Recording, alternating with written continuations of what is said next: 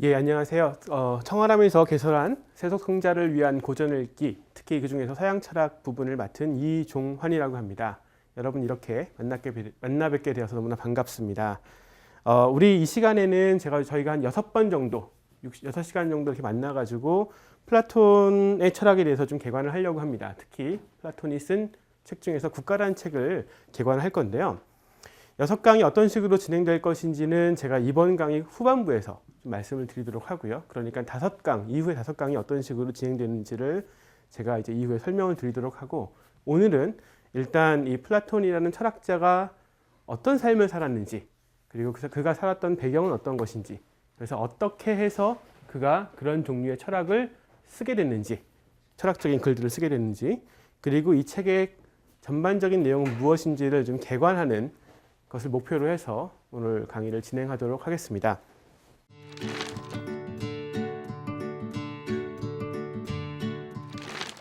국가라는 책은 굉장히 이제 두껍고 읽기가 좀 버거운 책입니다. 많은 사람들이 이 국가라는 책을 많이 보았었는데도 불구하고 얘기도 들어보고 했지만 실제로 직접 읽어볼 만한 기회가 없거나 워낙 분량이 또 많기 때문에 또 이제 이 내용상 무게가 굉장히 좀 무거운 내용들이 많이 있어가지고 그래서 접하기가 좀 어려운 것이 사실입니다. 하지만은 이 6주 동안의 강의를 통해 가지고 대략적인 이 책의 내용을 좀 소개를 하도록 하겠습니다.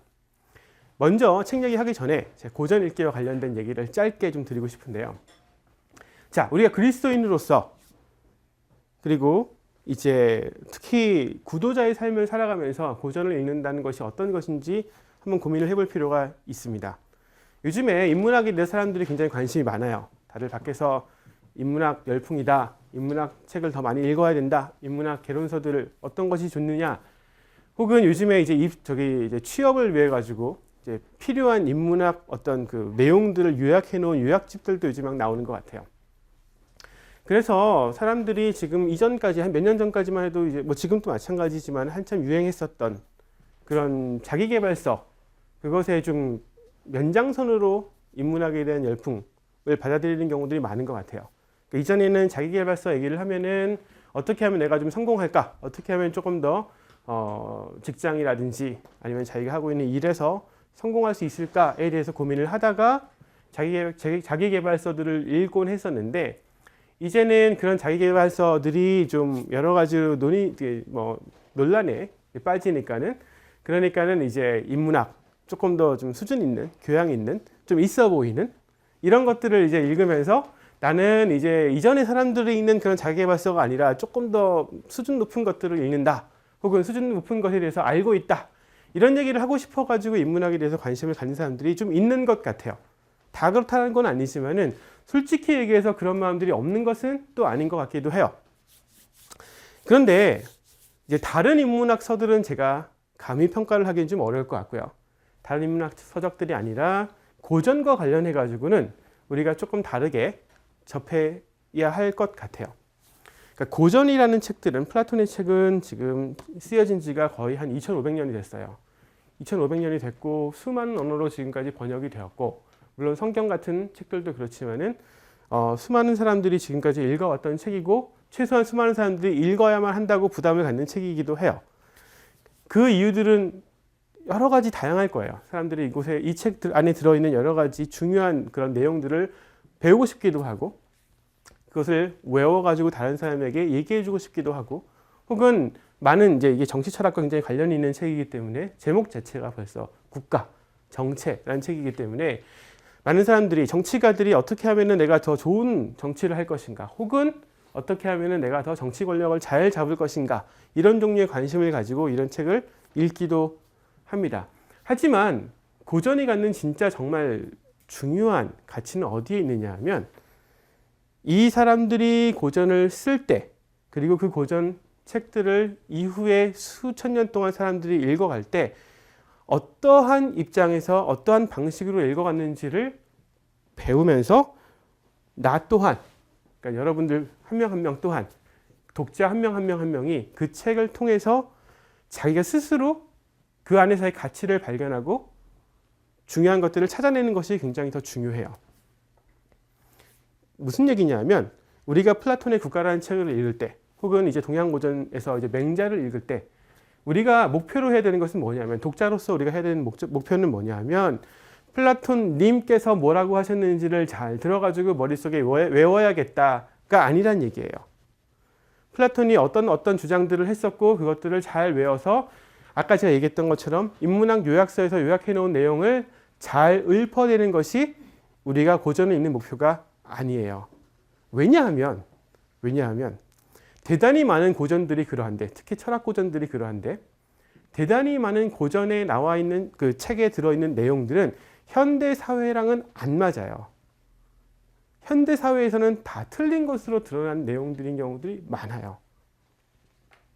서양 고전, 서양 철학의 역사는 어떤 역사였었느냐 하면은 앞에 철학자가 왜 틀렸는지를 증명하는 것이 서양 철학자들의 목표였어요. 항상.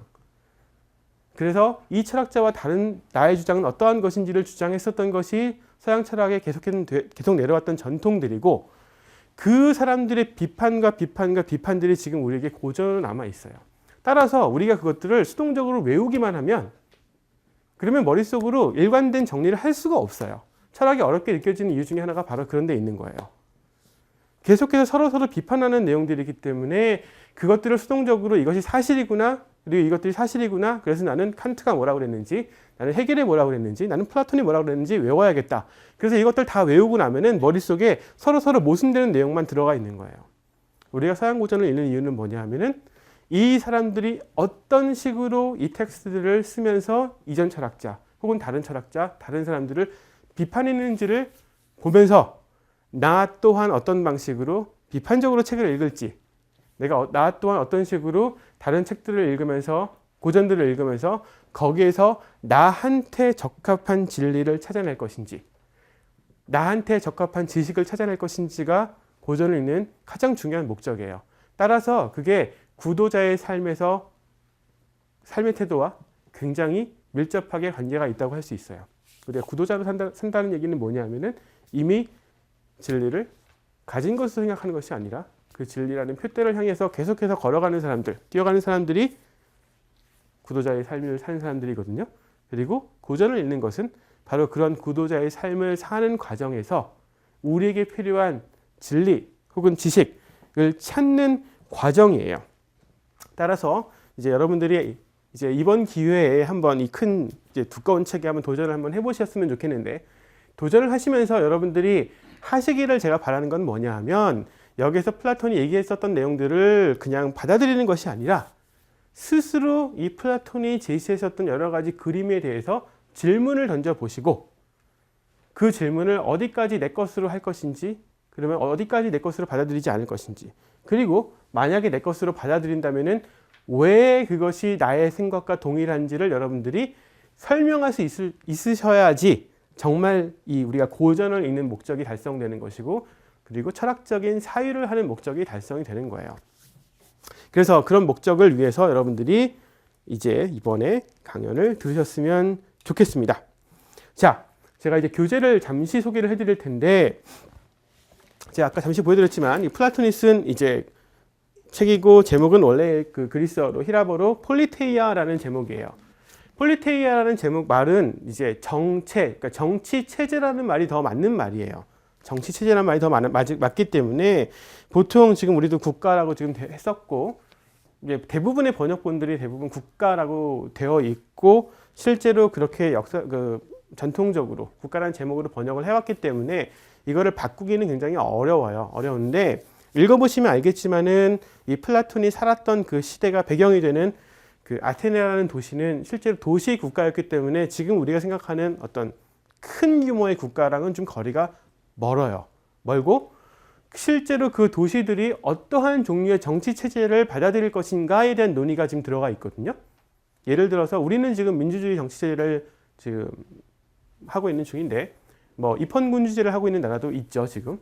그리고 완전히 군주국가로 되어 있는 나라들도 몇 개 없지만 지금 전 세계에 있고, 혹은 옛날에는 이제 플라톤이 주로 이제 비판하는 그러한 정치 체제인데, 그러니까 받아들이는 정치 체제인데, 뭐 귀족들이 정치를 하는 귀족 정치 체제도 있었어요. 혹은 이제 뭐 민주 정치의 형태를 띠기는 하지만은 독재 정치를 하는 경우도 있었죠. 나라는 바뀌지 않지만 그 안에 정치 체제는 계속해서 바뀔 수가 있죠. 우리나라 또한 어떤 특정한 시대에는 왕정이었었고 어떤 특정한 시대에는 독재 정치를 했었고 지금은 민주주의를 하고 있고 그리고 뭐 지금 또 여러 가지 사람들이 정말 민주정치 체제가 제대로 돌아가고 있는가에 대해서 이제 질문들을 던지거든요.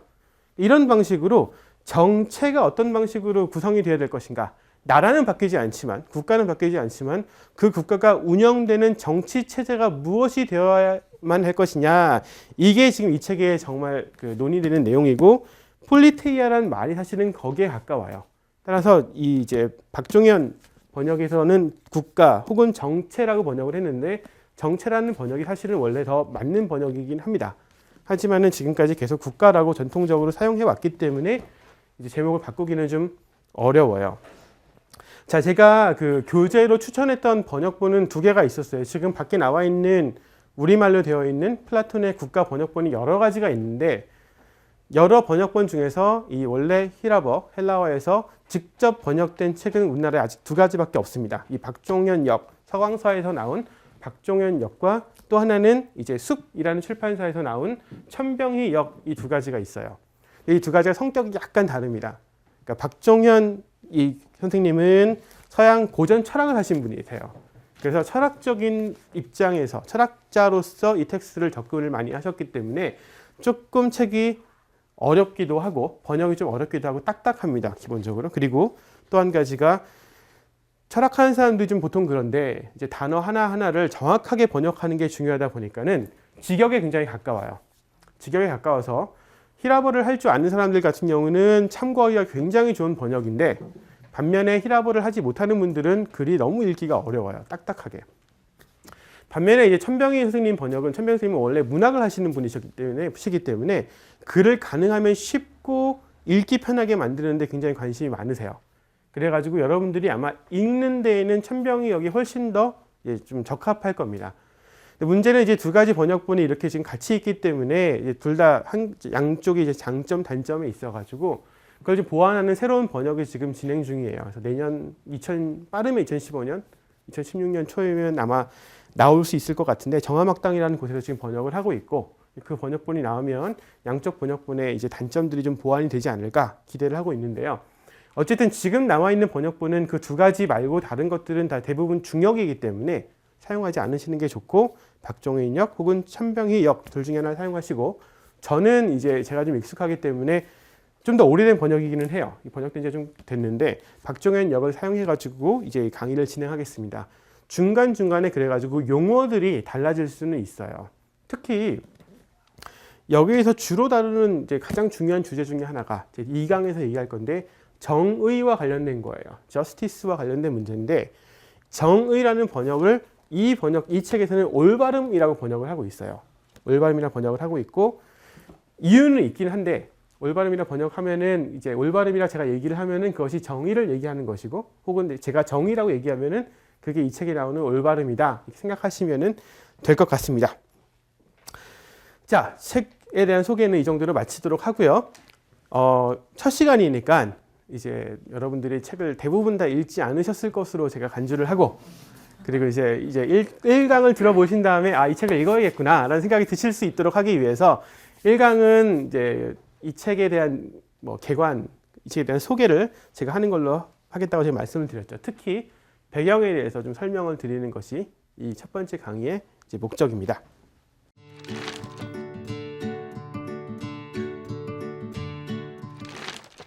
자, 역사적인 배경을 먼저 좀 설명을 드릴게요. 플라톤이라는 사람이 살았던 시대는 기원 전이에요. 예수님이 태어나시기 전이에요.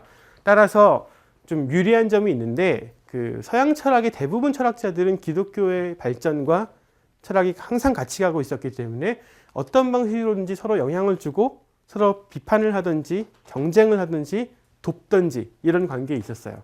근데 이제 고전 철학의 장점은 기독교가 아직 본격적으로 그러니까 특히 이제 기독교로서 시작되기 전이었었기 때문에 직접적인 관계가 없기 때문에 이 철학에 대해서 아무리 얘기를 하더라도 기독교에 대해서 나쁜 말을 할 이유는 별로 없어요. 하지만 이제 서양 철학, 그러니까 그 서양 이제 기독교가 처음에 이제 그 하나의 그 교회로서 성장해가는 과정에서 플라톤 철학이 굉장히 큰 영향을 줬었기 때문에 실제로 신학교나 아니면 신학을 공부하시는 연구하시는 분들이 플라톤에 대한 관심은 굉장히 많죠. 어쨌든 플라톤 자신은 이제 예수 그리스도와는 일단은 역사적으로 전혀 맥락이 닿아 있지 않는 사람이라는 것을 먼저 기억을 하시고 그 배경이 어떻게 됐는지를 먼저 설명을 드리겠습니다. 역사적인 배경을 설명드려야 되는 이유가 하나 있어요. 우리가 성경의 저자들은 일단 이제 여러 교단에서 성경에 대해서 다른 입장들이 있기 때문에 제가 성경에 대해서는 굳이 얘기를 지금 하지 않겠지만 철학자는 일단 하나님의 영감을 받아서 글을 쓴 것이 아니기 때문에 모든 철학자들은 자기가 살았던 시대와 역사와 사회와 문화에 어마어마한 영향을 받았어요. 따라서 철학자의 책을, 이제 꼭 플라톤뿐 아니라 여러분들이 어떤 철학자의 책을 읽으시는지 간에 철학자의 책을 읽을 때 먼저 이 철학자가 살았던 사회에 대해서 이해를 하시는 게 굉장히 중요해요. 우리도 마찬가지죠. 여러분들이 지금 이제 여러 나이가 여기 오신 분들이 나이가 다양하신데 20대, 30대, 40대에 생각하시는 것들이 많이 바뀌실 거예요. 여러 가지 이유로. 근데 그 중에 가장 큰 이유 중에 하나는 뭐냐면 사회가 그만큼 변하기 때문이기도 해요. 20대였을 때의 사회의 모습과 30대의 사회의 모습과 40대의 사회가 모습이 다르고 그때 정치인들이 활동하는 방식이 다르고 우리나라와 관련된 외교, 사회, 문화 여러 가지 측면이 달라지기 때문에 그런 것에 영향을 받아가지고 자기 자신의 생각도 바뀔 수가 있어요. 철학자들도 마찬가지예요. 철학자들 한 명 한 명도 아주 유명한 철학자들 또한 역시 역사의 산물이고 그 사람이 살았던 사회의 그 맥락 가운데 살았던 사람이기 때문에 이 사람이 어떤 사회를 살았는지를 이해해야지 이 사람이 왜 이런 책을 쓰는지를 이해할 수 있어요.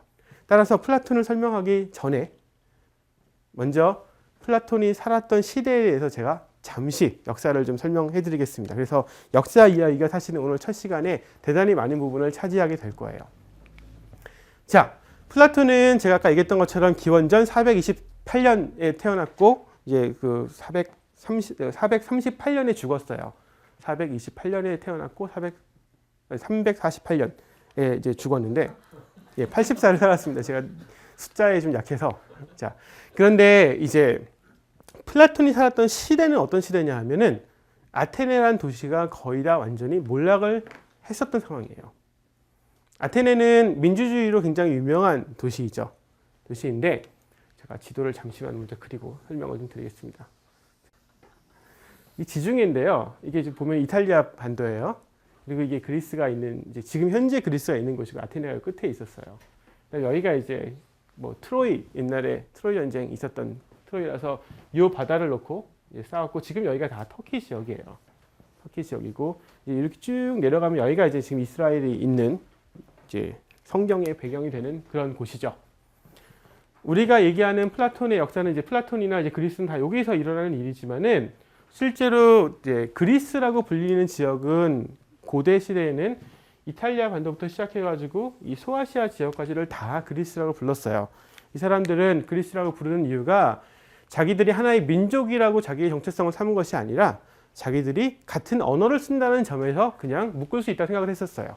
그러니까 헬라스어라고 불리는 헬라어라고 지금 이제 신학교에서 보통 사용하는 헬라스어를 사용하는 사람들이 바로 헬라 지역에 사는 사람들이에요. 그래서 헬라 사람들이라고 불렀지만은 우리가 생각하는 것처럼 한민족 같은 방식으로 자기를 하나로 묶지는 않았었어요. 단지 같은 언어를 사용하고 있고 거기에 하나하나 도시들이 있는데 그 도시들이 각각의 나라를 구성하고 있는 상황이었었어요.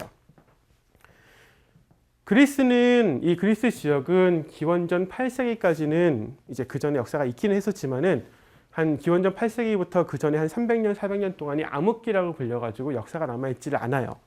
그러니까 왜인지 모르겠지만 그 시대에 대한 기록들이 없어요. 오히려 그 전 시대에 대한 기록들은 남아있어요. 그런데 그 전 시대와 기원전 8세기 이후의 사람들은 일단 다른 민족으로 알려져 있거든요. 그래서 그러니까 지금 우리가 플라톤이 살았던 이 시대를 이루는 사람들에 대한 역사는 기원전 8세기까지 돌아갈 수가 있고 8세기, 7세기 때 이제 남아있는 최초의 기록들이 이제 호메로스가 쓴 오디세이나 일리아드 같은 책들이 이제 첫 번째 기록으로 남아있는 것들이에요.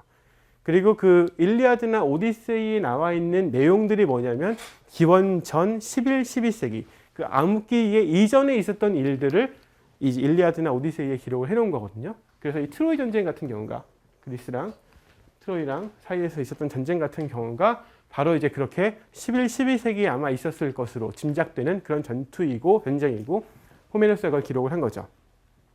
자, 기원전 8세기부터 시작해가지고 이 그리스 지역에서는 조그만 도시국가들이 하나씩 성장을 하는데 제가 아까 말씀드렸던 것처럼 한 번도 이 사람들은 거대한 국가로서 성장한 적이 없었어요. 게다가 여기 그리스 지역이 가보신 분들은 아시겠지만은 굉장히 척박해요. 농사를 짓기도 굉장히 좋지가 않고 산지가 많아가지고 이 산지가 많기 때문에 이 안에서 여행하는 게 굉장히 어렵다 보니까는 이 사람들이 주로 여행은 이 지중해를 다니면서 했었어요. 그래서 기본적으로 바다 지형에 더 익숙한 사람들이었고 육지로는 잘 다닐 수가 없는 그러한 사람들이었습니다. 이때. 그러다 보니 농사가 잘 안 되고 그래가지고 처음부터 상업을 많이 했던 사람들이고 상업을 하다 보니까는 굉장히 현실적이다 보니까는 종교도 굉장히 현실적인 종교를 가졌던 사람들이에요. 여러분들이 그리스 신화를 보시면 알겠지만은 신들이 기독교랑은 전혀 다른 종류의 그런 성격을 갖는 신들이죠.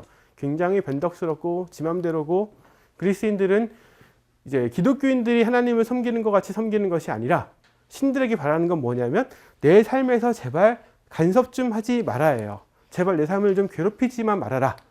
귀찮게 하지만 않으면 내가 재물 바칠 테니까는 내 삶에서 굳이 더 간섭만 하지 말고 좀 내버려 둬라. 나는 내가 잘 살는데 네가 변덕 부리니까는 살기가 어렵다. 그러니까 그리스 사람들의 기본적인 태도였어요.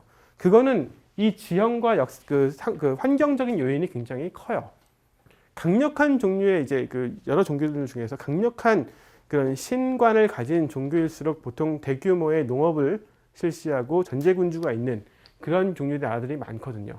이런 사람들 같은 경우는 자기가 하루하루 살아가는 것이 정말 생존이 어려운 사람들이었기 때문에 그리고 다른 사람들과의 관계를 그러니까 상업을 통해 가지고 다른 사람들과 관계 속에서 살아남아야 되는 사람들이었었기 때문에 그렇게 이제 신들에게 기대하기보다는 자기 자신의 힘을 의지하는 그런 경우들이 이제 많이 있었죠. 어쨌든 이 기원전 8세기부터 시작해가지고 그리스에 살았던 사람들은 이전에 어디서부터 이주를 해왔을 것으로 짐작이 되냐면은 이제 이 이집트를 통해 죄송합니다. 여기가 이집트인데 이집트에서 이제 크레타를 통해 가지고 이쪽으로 그리스로 돌아왔거나 아니면은 이때 페르시아는 어마어마한 제국을 한참 전부터 이루고 있었죠. 유프라데스 티그리스 강 영역 유역부터 시작해서 그리고 이집트는 또 이쪽에서 일단 문명을 벌써 이루고 있었었는데 양쪽의 영향을 굉장히 많이 받아서 사람들이 왔을 거라 생각을 해요. 그래서 이 기원전 8세기부터 기원전 5세기에 이 그리스에 살았던 사람들은 자기네들을 기본적으로 삼류 국가라 생각을 했었어요. 상업을 하고 있지만은 우리는 이렇게 인류 국가인 어마어마한 선진국인 페르시아나 이집트보다 우리는 훨씬 못한 사람들. 그러니까 오리엔트라는 말이 동쪽에서 해가 뜨는 지역이라는 말이라는 것은 여러분 잘 들어보셨죠? 근데 그 오리엔트라는 말은 이 사람들에게 굉장히 존경의 대상으로서의 동쪽을 이제 가리키는 말이었었어요. 동쪽에 가면 페르시아라는 거대한 왕국이 있는데 그 사람들은 문명도 훨씬 더 많이 발전해 있고 과학적으로도 훨씬 더 아는 것이 많고 그다음에 그 여러 가지 이제 그 교육, 법, 인문학, 그때 인문학이라고 부르지 않았겠지만 학문적인 수준도 훨씬 높다고 생각을 했었어요. 이집트는 수학이 또 어마어마하게 발전을 했죠. 그런 수학적인 어떤 지식들은 그리스 사람들은 실제로 플라톤은 수학적인 지식이 여러분보다도 못했었거든요. 여러분들 무리수가 뭔지 아시죠? 유리수 말고 무리수. 예, 플라톤은 무리수가 뭔지를 몰랐었어요.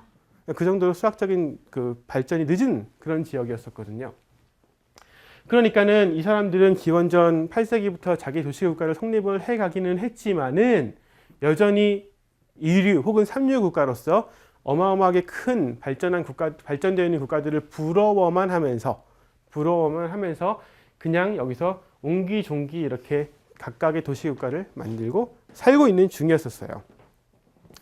그런데 이렇게 작은 국가였었기 때문에 오히려 왕정이 발달하기가 굉장히 힘들었었어요. 각 도시국가들은 대부분 다 왕정으로 시작은 했었지만은 왕이 무슨 전제 정치 같은 경우는 어마어마하게 큰 이제 농지를 경작을 하고 거기서부터 그러니까 거두는 세금들을 바탕으로 해가지고 왕이 굉장히 강력한 그 돈을 바탕으로 한 이제 힘을 발휘할 수 있었음에 반해서 여기는 그런 식으로 왕이 거대한 권력을 누릴 수 있는 구조가 안 됐었기 때문에 대부분의 도시국가들은 처음에 왕정으로 시작하지만 곧 귀족 정치로 넘어가요. 귀족들이 돈이 있으니까. 그리고 상업을 중심으로 했기 때문에 곧 평민들한테 권력도 넘어가요. 왜냐하면 평민들도 상업을 통해 가지고 부자가 되는 경우들이 많이 있었기 때문에 귀족들이 꼭 계속해서 권력을 누리고 있는 것이 아니라 평민들에게도 넘어가고, 그래서 이제 귀족과 평민들의 갈등이 심해지니까는 그것을 조정하다가, 그래서 솔론의 개혁도 이제 그런 맥락에서 나오는 것이고, 결국에 아테네에서는 그래서 그 507년에 그래가지고 민주정이 처음 들어서게 돼요. 그러니까 시민이라면, 근데 이제 아테네 시민은 굉장히 조건이 좀 까다로운데 일단 돈이 좀 있어야 되고 남자야 되고 아테네 출신이어야 되고 뭐 이런 조건들이 있기는 하지만 이 시민들이 이제 모든 정치에 참여할 수 있는 그러한 정치 체제가 발전을 하게 돼요. 그러니까 민주주의 체제가 성립된 것은 이 사람들이 무슨 똑똑해서 그런 게 아니라 단지 권력이 한 사람에게 집중될 수 없는 그런 종류의 환경적인 요소들이 있었어요. 자, 어쨌든 여전히 이 그리스는 이런 식으로 각자의 도시국가들을 발전해 나가고 있는 중이기는 했지만 여전히 문화적으로는, 학문적으로는 어마어마하게 뒤떨어져 있는 상태였었어요. 나름대로 자기들의 이제 학문적인 탐구를 시작했었던 것이 바로 초기 철학자들인데, 최초의 철학자들은 이제 이러한 큰 이제 제국에서는 학문적인 발달이 항상 종교랑 어떤 방식으로든지 연결돼 가지고 진행이 됐는데, 그리스 사람들은 아까 말씀드렸던 것처럼 그러니까 그 종교적인 색채가 좀 덜 했기 때문에, 그러면 우리가 살아가고 있는 세상을 어떤 방식으로 설명을 할 것이냐, 신이나 다른 종교들을 배제하고 어떤 방식으로 우리가 살아가는 세계를 설명할 것이냐가 이 초기 철학자들의 굉장히 큰 관심사였었어요. 그래가지고 세계가 물로 되어 있느니, 세계가 4가지 원소로 되어 있느니, 세계가 뭐 아페인으로 되어 있느니, 여러 가지 이런 종류의 제안들이 나왔었고, 나름대로 그것들이 이제 합당한 어떤 그런 세계에 대한 설명으로 받아들여졌죠. 하지만 그거는 이 지역에서 이렇게 옹기종기 모여 살던 작은 사람들이 그냥 삶이었어요. 그런데 이 그리스에 어마어마하게 큰 변화가 오게 되는 사건이 있었는데, 그게 뭐냐면 페르시아의 침공이에요. 페르시아가 그리스를 이제 먹기 위해서 이쪽 지역은, 이제 동쪽은 대부분 다 통일을 했기 때문에 영토를 확장을 했어야만 했고, 그래서 영토 확장을 위해서 이제 서쪽으로 진격하기 시작했어요. 이전에는 별 관심이 없던 지역이에요. 왜냐하면 워낙에 척박한 곳이니까, 살기 별로 좋은 곳이 아니었거든요. 오지 않았었는데, 이제 이쪽으로 영토를 확장하기 시작하면서 크게 2번의 페르시아 전쟁이 있었어요. 여러분들이 이제 많이 들어보셨던 내용들이 많이 있는데, 첫 번째 페르시아 전쟁에서는 그 이제 기원전 490년인데, 첫 번째 페르시아 전쟁에서는 이제 그 유명한 마라톤 전투가 있었고, 그 마라톤 전투가 이제 아테네 군이 마라톤 평원에서 페르시아군을 무찌른 다음에 전령이 뭐 42.195를 뛰어가가지고 승전부를 전하고 죽었다, 뭐 이런 내용이 있는 건데, 그건 뭐 전설이고 실제로는 이제 전령이 뛰어온 것이 아니라 이제 모든 군이 철수를 그때 한꺼번에, 그러니까 페르시아를 이기긴 했어요. 이기는데 다시 올까 봐 무서워가지고 막 아테네로 도망왔었던 그런 사건인데, 어쨌든 그게 이제 페르시아 전쟁 첫 번째고, 두 번째 이제 페르시아 전쟁이 한번, 첫 번째는 페르시아가 이제 얕보고 이제 침략을 해왔었거든요.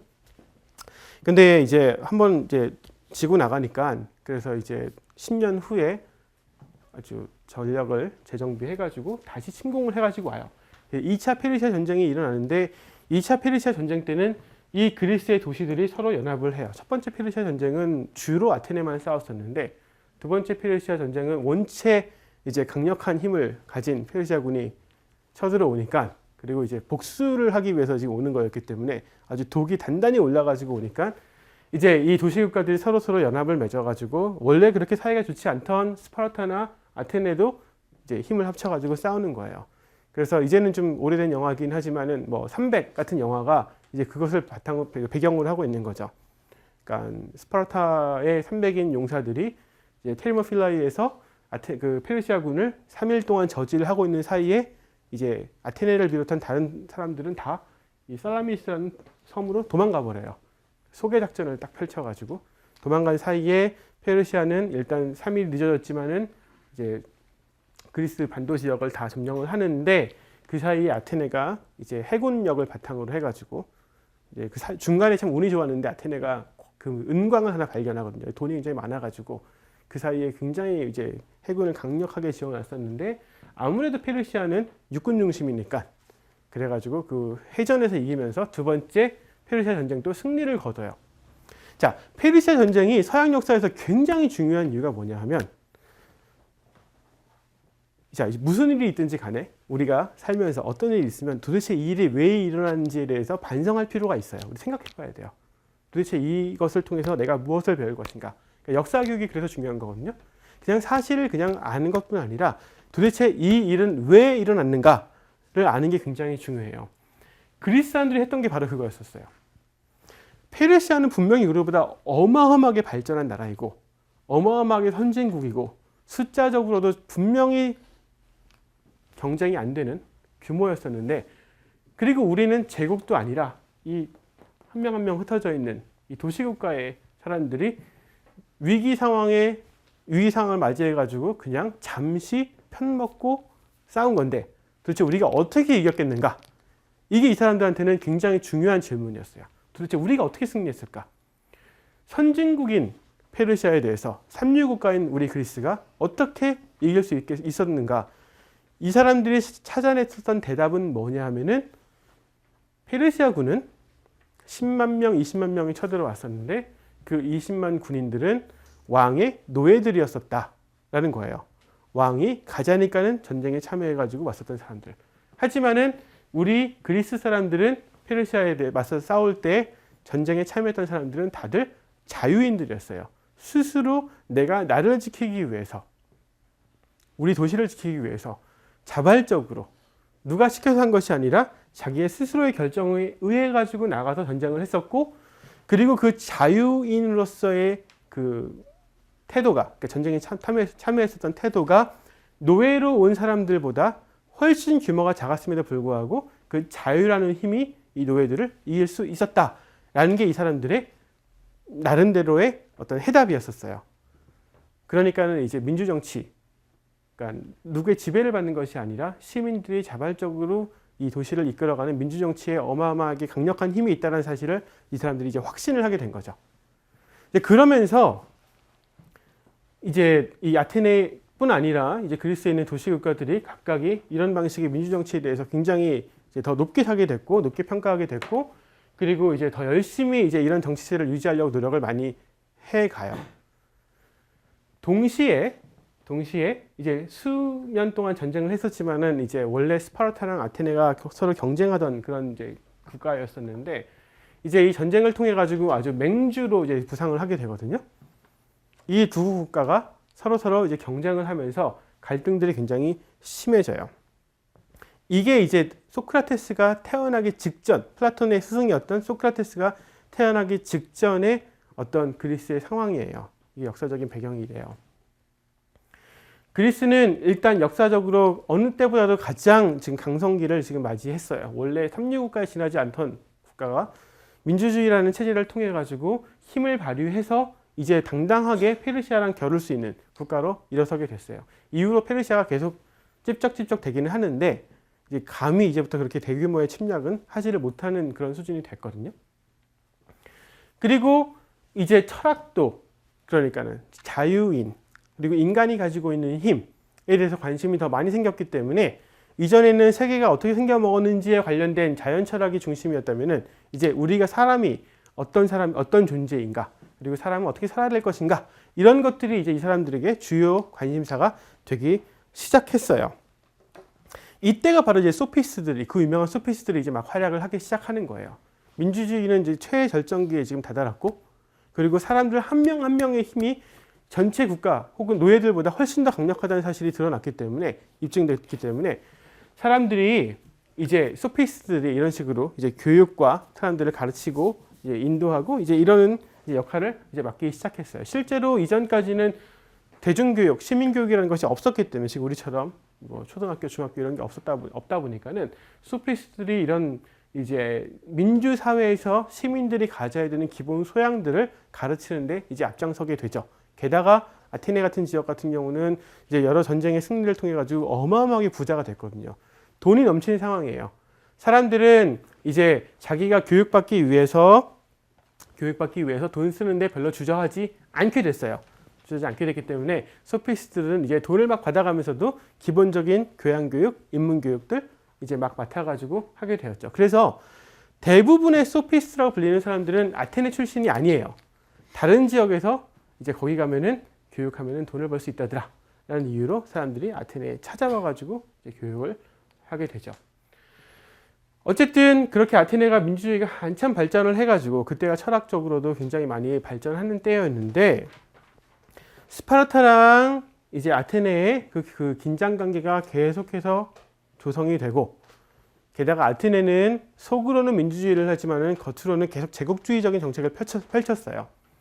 처음에 페르시아 전쟁 때 같이 동맹을 맺었던 그 도시국가들을 계속해서 동맹을 유지를 하면서 그 도시국가들을 통해 가지고 자신들의 영토와 세력을 확장하는 데 굉장히 관심을 많이 보였고 그러다 보니까 스파르타랑 자꾸만 이렇게 부딪히게 되고 결국에는 이제 펠로폰네소스 전쟁을 통해 가지고 두 나라가 이제 크게 부딪히게 돼요. 그 전쟁이 기원전 431년에 시작해 가지고 404년에 끝나는데 이 오랜 전쟁 동안에 그러니까는 이 그리스 반도를 사랑하는 이 민중들의 입장에서 보면은 기원전 5세기는 계속해서 전쟁이 지속됐던 시대인 거예요. 페르시아와의 전쟁, 그 다음에 펠로폰네소스 전쟁으로 이 내부에서 스파르타랑 아테네 사이에서의 전쟁. 사람들의 삶은 굉장히 점점 처음에는 그리스의 어떤 황금기라고 생각이 되었었지만은 전쟁이 계속해서 지속이 되고 특히 펠로폰네소스 전쟁 같은 경우는 기간이 엄청나게 길었었기 때문에 거의 한 30년 가까이 지속이 되다 보니까는 사람들이 점점점 피폐하게 되었어요. 그리고 404년에 결국에 그 전쟁은 스파르타의 승리로 끝나요. 스파르타는 아테네에 이제 온갖 종류의 복수를 하기 위해서 첫 번째로 했던 것이 무엇이냐면은 아테네에 살았던 귀족들 중에서 30명을 골라가지고 그 30명을 참주, 그러니까 독재 정치를 하는 사람들을 세워가지고 이 사람들이 아테네를 다스리도록 만들어요. 민주정치가 무너지고 거기에 스파르타의 어용 정부가 세워지는 거예요. 그리고 이 30명은 굉장히 강력하게 이제 그 나라를 그 전에 민주주의가 아테네를 이제 무너뜨린 거라고 이 사람들은 평가를 했었고 왜냐하면 사람들의 마음이 이곳저곳에 이제 한 곳에 쏠리지 못하고 이 사람이 말하면은 이쪽으로 막 쏠려가고 저 사람이 말하면 저쪽으로 막 쏠려가고 특히 펠로폰네소스 전쟁 마지막에 알키비아데스 같은 그런 정치인들이 했었던 말에 속아가지고 아테네가 국력을 굉장히 많이 소모를 했었거든요. 그래서 스파르타의 어용 정부였었던 그 30명의 참주들이 이제 공포 정치를 실행하면서 이 그리스에 살았었던 많은 이제 특히 민주주의를 지지하는 사람들을 추방하거나 사형시키거나 이제 여러 가지로 이렇게 무섭게 사람들을 대하기 시작을 해요. 하지만은 아테네가 민주주의 역사가 길었었기 때문에 1년 만에 이제 민주혁명이 다시 일어나가지고 민주정치 체제는 그러니까 그 참주정치 체제는 이제 무너지고 민주주의 체제가 돌아와요. 그런데 새로 들어선 민주정치 체제도 그렇게 뭐 좋은 정치 체제라고 할 수가 없었던 것이 이전의 참주정치 30명의 참주정치 이렇게 오래된 기간 동안 다스린 것이 아님에도 불구하고 이 사람들을 어떻게 하면 정치적으로 보복할 것인지 굉장히 관심이 많았고 결국에 이 민주정이 이제 사형시킨 사람 중에서 대표적인 사람이 바로 소크라테스예요. 그러니까 기원전 399년에 소크라테스가 민주정에 의해서 사형 선고를 받고 이제 죽게 되죠.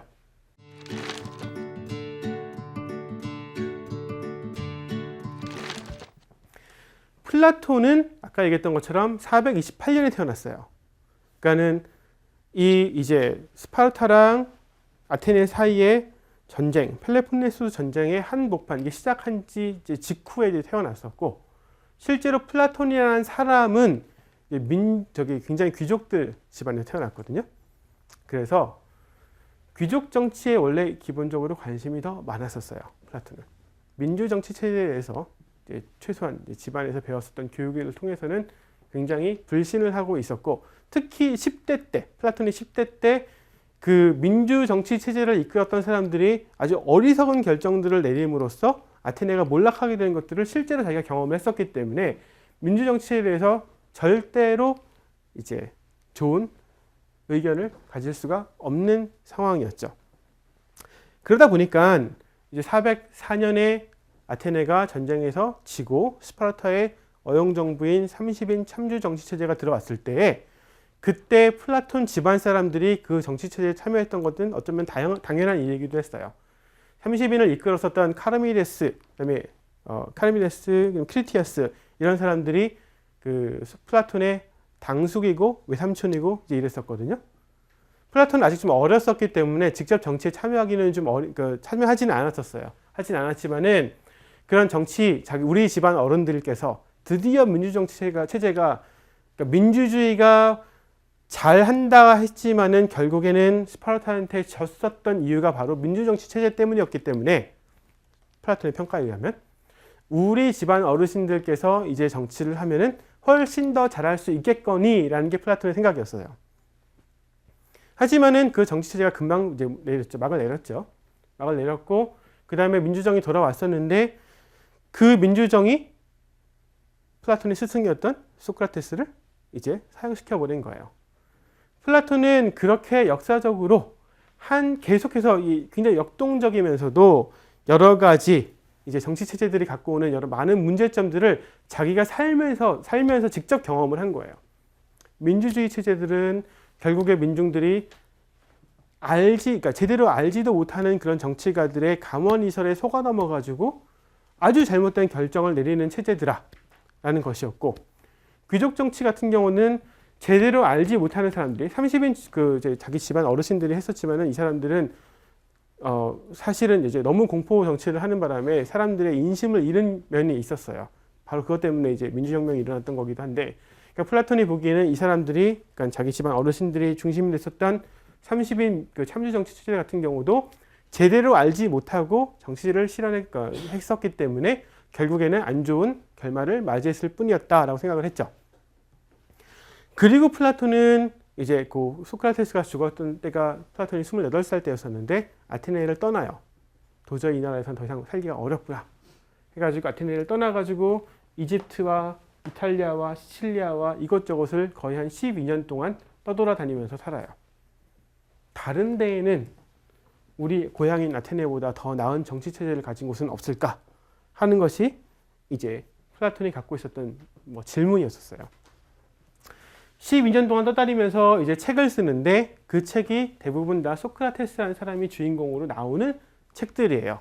그런 책들을 쓰고 40살이 됐을 때 아테네로 돌아와가지고 이제 아카데미아라는 학교를 세워요. 이전에는 서양 역사에서 이런 종류의 조직화된 학교라는 것이 없었어요. 그러니까 소피스트들의 교육이 이제 일종의 지금 같은 이제 인문주의 교육의 시작이었었는데, 그전에는 교육이 대부분 다 이제 시인들이 아름으로 전달하는 방식으로 교육이 있었고, 소피스트들이 이제 교육을 담당했었는데, 이제 플라톤이 정식 학교를 세워가지고 이제 여기서 제자들을 키워나가고, 이 학교는 나중에 기원 후 5세기까지 지속이 돼요. 기원 후 5세기 돼가지고 기독교가 이제 철학이 굉장히 위험하니까 없애야겠다 그래가지고 강제로 이제 문을 닫게 만들죠. 거의 한 1000년 동안 그래서 이 아카데미아가, 플라톤이 세운 아카데미아가 지속이 돼요. 아테네에 돌아와가지고 한 20년 동안 학교에서 후학들을 가리키면서 이제 여러 가지 책들을 집필을 했었고, 60살이 됐을 때 옛날에 이제 여행 다닐 때 만났었던 시라쿠사이에 있는 한 참주가 와가지고 실제로 너 정치 한번 해보지 않을래? 해가지고 가서 정치를 해보는데 일단 실패를 해요.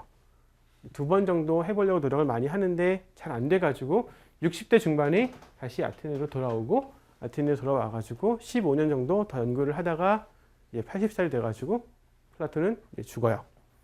플라톤이 죽을 때쯤 됐을 때가, 플라톤이 죽은 지 한 10년이 지나지 않아가지고 이제 마케도니아에서 아테네가 완전히 이제 문을 닫게 되거든요. 그러니까 플라톤은 자기가 태어났을 때부터, 그러니까 펠로폰네소스 전쟁 중간에 태어났기 때문에 아테네가 한참 잘 나갔던 시대에 살았던 것이 아니라 아테네가 이제 몰락하기 시작했을 때부터 시작해가지고 몰락하는 것을 실제로 경험했었던 사람이에요. 따라서 우리 바로 전 세대 사람들은 굉장히 잘 살았다던데, 자유인으로서 페르시아도 이겼다던데, 우리 전 세대 사람들은 소수로 1대 10으로 싸워서도 지지 않았다는데 도대체 이 나라가 왜 이렇게 됐는가? 라는 것이 플라톤의 아주 궁극적인 질문이었어요. 우리가 플라톤 철학 그러면은 뭐 이데아 얘기도 여러분 들어보셨을 거고, 철인 통치도 들어보셨을 거고, 뭐 기타 여러 가지 이야기들을 들어보신 게 많았겠지만은 그 모든 플라톤 철학의 핵심적인 어떤 그 관통하는 주제는 뭐냐면, 이 나라가 이렇게 망해가는데 어떻게 하면 이 나라를 다시 좋은 나라로 만들 것인가? 그래서 사람들의 삶을 어떻게 하면은 회복시킬 것인가가 이 사람한테는 가장 중요한 질문이었어요. 실제로 자기가 그런 역사의 한가운데서 살아가고 있었기 때문이에요. 아까 제가 말씀드렸던 것처럼 모든 철학자들은 그 역사를 살아가는 사람들이에요. 그리고 그 역사 가운데서 이 지금의 세상이 이 모양 이 꼴인데 이걸 어떻게 하면은 더 좋은 곳으로 바꿀 것인가가 철학자들의 궁극적인 관심이에요.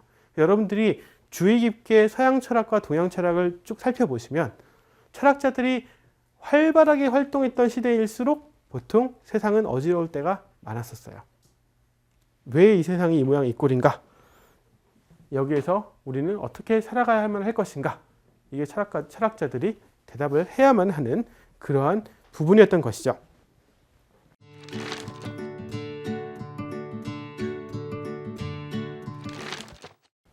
자, 플라톤은 그런 식으로 세 시기에 나눠가지고 책을 썼거든요. 근데 특이한 것이 뭐냐면은 플라톤은 다른 철학자들이나 혹은 우리가 생각하는 이제 여기 지금 책들이 굉장히 많은데 이 책의 저자들이 쓰는 것 같이 쭉 논문 형식으로 글을 쓴 적이 없어요. 플라톤이 쓴 책들은 모두 다 일종의 희극이나 비극 대본 같은 스타일로 되어 있어요. 주인공이 있고 그 주인공이 특정한 역사적인 시점에 특정한 역사적인 공간 안에서 특정한 역사적인 사람들, 대부분 역사적인 캐릭터들인데 사람들을 만나가지고 그 사람들과 대화하는 내용으로 되어 있어요. 그리고 플라톤은 플라톤 책에 어디에도 등장하지 않아요. 파이돌이라는 책에서 딱 한 번 소크라테스가 죽는 날 플라톤이 아파서 안 왔다더라 라는 말만 한 번 나와요. 그러니까 플라톤은 자기가 나와서 자기의 목소리로 자기 철학을 하는 법이 없어요. 따라서 소크라테스의 철학과 플라톤의 철학을 구분하는 게 굉장히 좀 어려워요. 왜냐하면은 플라톤의 책에 나오는 주인공이 거의 대부분이 이제 소크라테스이고 소크라테스의 입을 통해 가지고 어떠한 종류의 철학이 제시가 되는데 그게 실제로 플라톤의 철학인지는 우리가 한 번 더 생각을 해볼 필요는 있어요. 플라톤이 그게 자기 철학이면 그냥 자기가 내가 이렇게 생각한다 얘기할 수 있는데 그런 방식을 택하지 않았었거든요. 그게 어떤 면에서 플라톤 철학을 읽는데 좀 어려움이 되기도 해요. 여러분들이 이제 이 국가라는 책, 뭐 이것뿐 아니라 여러분들이 이렇게 책을 이렇게 펼쳐보시면 이거는 사람들끼리 서로 이야기하는 걸로 되어 있으니까 해겔 책처럼 막 그렇게 딱딱하지 않아가지고 읽기가 편하네? 라고 생각하기가 쉬워요. 사실 맞아요. 그러니까 접근하기는 굉장히 쉬워서 그래가지고 초등학생들도 이제 뭐 이런 책도 읽고 이제 그렇게 하는 건데 문제는 뭐냐면은 차라리 직접 하나씩 설명을 해주면 독자 입장에서는 알아듣기가 쉬운데 플라톤의 책은 주요 캐릭터들의 얘기를 하면서 거기서 정확하게 어떤 것이 플라톤의 생각이고 어떤 것이 철학적인 입장인지가 그러니까 친절하게 설명을 해주지 않기 때문에 독자들은 그 대화를 하는 것을 지켜보면서 여기서 내가 도대체 무엇을 배워야 될 것인가, 내가 여기서 무엇을 알아야 될 것인지를 직접 스스로 고민을 해야 돼요. 그래서 다른 책들보다 어떤 면에서는 더 읽기가 어려워요. 게다가 소크라테스가 말하는 것이 다 플라톤의 생각이 아닐 가능성도 굉장히 높거든요. 국가는 좀 그렇지 않은데 다른 책들을 보면은 소크라테스가 엉뚱한 얘기를 하는 경우도 있고 심지어 파르메니데스라는 책에 보면은 소크라테스가 자기 철학을 막 비판을 막 하는 부분도 나와요. 자기가 국가라는 책에서 했었던 이야기들을 막 비판하는 내용이 나올 정도예요. 그러면 이제 플라톤이 도대체 무슨 생각을 한 거냐? 왜 도대체 자기가 앞에서 했던 몇 년 전에 썼던 책에는 이렇게 쭉 이데아론 얘기를 해놓고는 한 10년 지나가지고는 그거 다 틀렸다고 얘기를 하고 있는가? 도대체 플라톤은 무슨 얘기를 하고 있는 것이며 어떤 것이 진짜 플라톤의 생각이냐?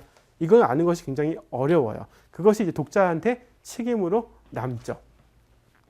또 하나 이제 중요한 게 뭐냐면은 아까 얘기했던 것처럼 이게 특정한 역사적인 시점의 역사적인 캐릭터들이 얘기를 하는 방식으로 쓰여져 있기 때문에 1차적인 독자들이죠. 이 플라톤 책의 1차적인 독자들. 우리는 지금 사실 2차 독자인 거죠. 플라톤이 2500년이 지나서 한국이라는 작은 나라에, 그것도 남쪽에 있는 나라의 사람들이 한글로 된 책으로 이거를 읽을 거라고는 생각하지 않았을 거예요. 처음 쓸 때. 따라서 한국 독자들을 위해서 쓰지는 않았거든요. 하지만은 1차적으로 이 책을 읽은 독자들은 누구였느냐 하면은 플라톤이 살았던 시대에 살았던 사람들, 아테네라는 지역에 살았던 사람들. 특히 이제 그 학교에 들어와서 공부하는 학생들이었어요. 이거를 보면서 이 플라톤의 국가라는 책을 보면은 생각할 만한 여지들이 굉장히 많은데, 이 책에 이제 보시면은 이제 여러 가지 대화로 이루어져 있는데, 책의 역사적인 배경은 어떻게 되냐면 420년쯤으로 돼 있어요. 기원전 420년쯤에 여신, 어떤 특정한 여신인지는 분명치 않지만 어떤 여신의 축제날 케팔로스라는 어떤 노인의 집에 가가지고 이야기를 하는 걸로 되어 있어요. 근데 이 케팔로스라는 사람은 이제 원래 아테네 사람은 아니에요. 거주 외인인데, 그러니까 다른 지역 사람이 오신 분인데, 그런데 이제 이 사람이 여기서 아테네에서 이제 장사를 해가지고 굉장히 부자가 된 사람이었어요. 굉장히 부자고, 그래가지고 이제 그 축제날 아주 기분 좋게 가가지고 이제 사람들끼리 이야기를 하는 것으로 지금 되어 있는데, 거기에서 대화를 하는 사람들이 누구냐 하면은 이제 케팔로스의 아들인 폴레마르코스라는 사람이 있고, 그리고 폴레마르코스의 동생, 이복 동생인데 리시아스라는 사람이 나와요. 그리고 또 주요 대화자들은 이제 글라우콘이랑 아데이만토스라는 사람인데, 이 두 명은 플라톤의 형들이에요. 근데 자, 기원전 420년이라고 했지만, 그러니까 이제 책의 배경은 기원전 420년인데 플라톤이 이 책을 썼을 때는 아마 기원전 380년쯤이었을 거예요. 그러니까 한 40년 전에 어떠한 일이 일어났겠거니 하고 책을 쓴 거예요. 그러니까 예를 들면 지금 현재 그 저자가 한 1970년대에 주요 정치인들이 이제 서로 어떤 식의 대화를 밥 먹으면서 했을까? 그걸 썼던 거랑 비슷하다고 생각하시면 돼요. 그러니까 우리가 만약에 지금 현재 여러분들이 이제 어떤 이런 종류의 그 희곡 대본을 읽고 있는데, 거기 주인공이 이제 박정희이고 차지철이고 뭐 김두한이 나오고 뭐 김대중이 나오고 이러면 여러분들이 그냥 읽기가 어렵죠. 왜냐하면 여러분들이 알고 있는 그 역사적인 인물에 대해서 여러분들이 각자가 직접 알든 간접적으로 알든 굉장히 많은 것을 알고 있단 말이죠. 그 알고 있는 지식을 가지고 여러분들은 그 연극 대본을 아마 읽게 되실 가능성이 높아요. 거기로부터 자유로울 수는 없거든요. 마치 철학자가 혹은 글 쓰는 사람이 역사적인 맥락에서 자유로울 수 없는 것처럼 독자도 또한 역사적인 맥락에서 자유로울 수는 없어요. 플라톤이 처음에 이 책을 쓸 때 읽은 독자들은 마치 우리가 박정희가 주인공으로 나오는 책을 읽는 것과 마찬가지로 여러분 생각했다고 보시면 돼요. 그런데 여기에 나오는 이 사람들이 모여있는 케팔로스라는 노인의 집, 거기에서 케팔로스의 아들인 폴레마르코스, 그리고 리시아스, 이 사람들이 누구냐 하면, 아까 제가 아테네가 이제 참주 정치가 시작된 게 404년이라고 얘기를 했었잖아요. 404년에 스파르타가 이제 아테네를 무찌르고, 그래서 어용정부를 세웠을 그 시점인데, 케팔로스라는 사람은 그 어용정부 30인 참주에 의해 가지고 추방당한 사람이에요. 모든 재산을 다 몰수당하고 추방당했어요. 폴레마르코스는 당연히 이제 아들이죠. 아들이니까는 이제 부자였었던 그 케팔로스의 아들로서, 케팔로스는 이제 노인이었었기 때문에 직접 그렇지는 않았지만 폴레마르코스는 30인 참주에 의해서 사형을 당했어요. 사형을 당했고, 이복동성이었던 리시아스 같은 경우는 추방당해요. 추방당했다가 바로 그 직후에 민주혁명이 일어났을 때 돌아와가지고 민주정권을 이루는데 아주 크게 기여했던 사람이에요. 그리고 그 이후에 민주정치가 이제 다시 회복됐을 때 여러 가지 역사 연설문들을 많이 쓴 걸로 굉장히 유명한 사람이에요. 자, 여기에 나오는 이 주인공들, 이 책의 국가에 나오는 이 주인공들, 케팔로스나 폴레마르코스나 그다음에 리시아스, 이런 사람들은 그렇게 아까 제가 소개해드렸던 아테네 역사에서의 아주 치열한 그러한 막 혁명과 혁명이 일어났었던 그 사이에서 실제로 여러 가지로 피해를 입거나 권력을 차지했었던 그런 사람들이에요. 그리고 소크라테스라는 사람 또한 아까 제가 말씀드렸던 것처럼 민주정에 의해 가지고 결국 사형을 당했던 사람이죠. 사실 소크라테스의 제자들 중에서 많은 사람들이 그 30인 참주 정치에 참여를 했었거든요. 그러니까 민주정치가들의 입장에 보기에는 소크라테스는 별로 존경할 만한 사람이 아니긴 했어요. 소크라테스가 직접 그 독재 정치에 참여한 것은 아니었지만은, 그리고 실제로 그 이제 주도했던 사람들이랑 약간의 갈등이 없었던 것은 아니지만은, 어쨌든 소크라테스의 제자들이 주로 그 스파르타의 어용정부의 지도자들이었었기 때문에 지금 여기에 나와 있는 이 사람들, 소크라테스, 폴레마르코스, 케팔로스, 리시아스 같은 사람들은 지금 우리가 생각하기에 마치 김대중, 차지철, 박정희가 모여가지고 서로 어떻게 하면 좋은 국가를 만들지를 논의하고 있는 그림과 비슷하다고 생각하시면 돼요. 그럼 우리는 이걸 쉽게 읽지 못하죠. 왜냐하면 이 사람들이 어떤 사람들인지 알기 때문에. 그리고 이 사람들이 어떤 운명으로 세상을 떠났는지도 다 알고 있죠. 지금 이 플라톤의 국가라는 책을 처음 읽었던 사람들도 그런 것들을 다 알고 있던 사람들이에요. 그런 맥락 가운데에서 이 사람들이 좋은 국가라는 것이 어떤 것인지에 대해서 토론하고 있는 모습이 독자들에게는 굉장히 이상한 것으로 비춰졌을 것이고, 그리고 굉장히 고민할 것이 많은 것으로 이제 주어졌을 거예요. 마치 우리가 우리 정치 역사에 유명한 사람들이 이런 방식으로 토론하는 것들을 재구성한다면은 우리가 마음 편하게 읽지 못할 것과 마찬가지로, 그런 정도로 이 책에서 주는 메시지들이 굉장히 좀 혁명적인 면이 있고, 그리고 그때 독자에게는 큰 충격으로 왔을 가능성이 굉장히 높아요. 그리고 특히 플라톤은 이 책뿐 아니라 대부분의 책들을 아까 제가 말씀드렸던 것처럼 특정한 역사적 인물들을 사용해서 역사적 시점에서 대화한 것으로 집필을 했기 때문에 독자들은 플라톤의 책들을 마음 편하게 읽지 아마 못했을 거예요. 고민거리가 엄청나게 많이 주어지는 그런 책으로 읽었을 겁니다. 바로 그런 면에서 아까 맨 처음에 제가 시작하면서 말씀드렸던 것처럼 우리가 이 철학책을 읽을 때, 특히 이제 플라톤의 책을 읽을 때 더더욱 그러한데, 처음 독자들이 그랬던 것처럼 처음 독자들이 이거를 그냥 받아들일 수가 없었고, 자신들이 갖고 있었던 역사적인 어떤 지식과 자신들의 경험을 통해 가지고 이 책을 통해 가지고 이 책을 읽음으로써 거기서 뭔가를 찾아내려고 했던 것처럼 우리도 비슷한 방식으로 이 책을 읽어야 돼요. 바로 그것이 이제 구도자로서의 삶에서 필요한 어떤 읽기가 되겠죠. 자, 이 책은 10권으로 되어 있어요. 그러니까 이제 뭐 챕터면 챕터지만은 이제 한 장이라고 보기에는 좀 길어가지고 이제 보통 전통적으로 권이라고 이제 나누는데 10권으로 되어 있고, 첫 번째 1권은 이제 정의, 올바름이란 무엇인가에 대해서 여러 가지 제안들을 하고 그게 왜 틀렸는지를 보여주는 내용들이에요. 2권부터 4권은 이제 소크라테스가 직접 정의가 무엇인지를 설명하는 내용인데, 이 정의가 무엇인지를 설명하기 위해서 이제 한 사람의 정의뿐 아니라, 그러니까 사람이 정의로운 사람이다, 올바른 사람이다 얘기할 뿐 아니라 우리가 국가도 올바른 국가, 정의로운 국가 얘기를 하기 때문에 어떤 국가가 올바른 국가인지를 설명하는 것이 2권부터 4권의 내용이에요. 5권부터 7권은 어떤 내용이 들어있느냐 하면은 이제 그러한 이상 국가를 어떻게 하면은 만들 것인가와 관련된 내용들이 들어있어요. 그리고 그 만드는 것의 핵심이 뭐냐면은 철학자가 다스리면 된다예요.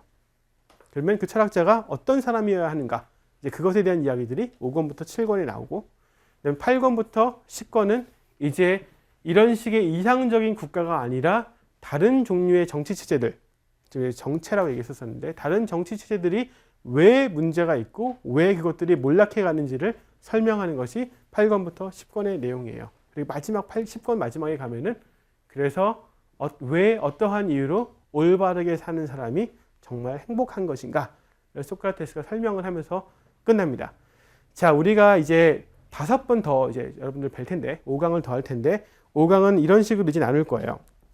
자, 두 번째 강의는 이제 책에서 1권과 2권 초반부의 내용들을 다룰 거예요. 딴 사람들이 얘기하는, 일반적인 사람들이 얘기하는 올바름, 정의가 무엇인지를 얘기를 해보고, 이제 그것이 이제 주인공인 소크라테스가 이건 틀렸고 왜 틀렸고 왜 틀렸고 이렇게 보여주거든요. 그 왜 틀렸는지를 우리가 보면서 우리가 일상적으로 생각하는 정의라는 것이 왜 제대로 된 정치 체제에서 쓰여질 수 없는지를 고민을 좀 해볼 겁니다. 3강은 소크라테스가 이제 2권부터 4권에서 설명하는 이상적인 정치 체제를 어떻게 만들어가는지를 쫓아갈 거고요. 그 그다음에 4강에서는 이제 유명한 철인 통치가 어떤 것인지, 그래서 어떻게 하면은 그 이상 국가를 이룰 수 있는지 이제 이 부분을 설명을 할 거예요. 그리고 5강에서는 이제 그 철인 통치, 그러니까 철학자가 다스리는 그 나라에서 철학자가 도대체 어떤 사람이어야 하고 그 철학자가 특히 가져야 되는 지식의 성격은 어떤 것인지를 설명하는 것이 이제 5강이 될 거예요. 그래서 거기에서 이제 우리 그 유명한 뭐 이데아라든지 형상이라든지 이제 이것이 무엇인지를 간략하게 제가 소개를 할 것이고요. 그 다음에 이제 6강에서는 이 국가편의 마지막 남은 8권부터 10권에서 그래서 다른 정치 체제들이 갖는 문제점이 무엇인지를 보게 될 겁니다. 네, 그래서 오늘 첫 시간에는 이제 플라톤이 어떠한 역사적인 배경에서 살면서 어떠한 고민을 가지고 이 책을 집필했는지에 대해서 지금 소개를 좀 드렸었고, 그런 맥락들을 잘 아는 것이 우리가 이제 구도자로서 살아가면서 고전을 읽을 때 어떻게 도움이 되는지를 좀 설명을 간략하게 드렸습니다. 여러분들의 몫이고 이제부터는 그 다음에 이후에 이제 2강부터는 여러분들이 직접 책을 좀 읽어가시면서 따라오시면 좋을 것 같습니다.